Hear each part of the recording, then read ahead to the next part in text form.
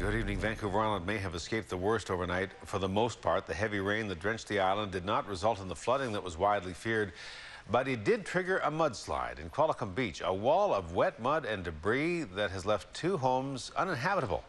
Jonathan Bartlett has the story.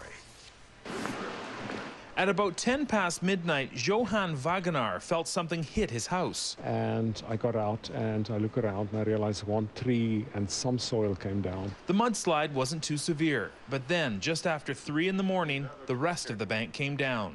It sounded like a huge truck train. You heard the growling first and then it hit the house. And the house the paintings fell off the walls, dishes fell out of the racks. And it was a huge shock. Wagenaar and his 80-year-old mother were able to escape the house unscathed.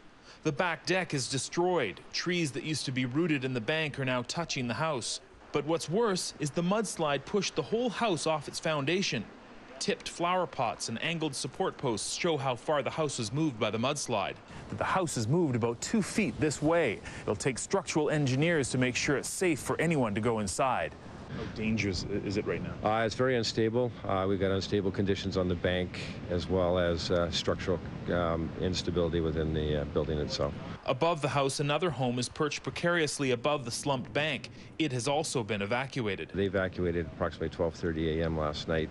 They were concerned about their bank at the time.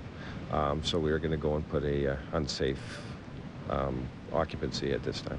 It's not the first time the earth has moved in this area, as evidenced by the cracks in the road above. Neighbors say the mudslide was no surprise. We wondered how long it would take for it to be sodden and go down the hill.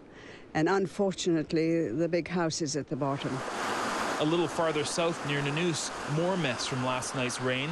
Mud, gravel and debris washing out over Highway 19, at one point closing 2 lanes of traffic. Well, we had this all fixed up here about 3 weeks ago, and all this heavy rain just plugged up a culvert and away it went again, just washed across the highway. For now, his house is unlivable.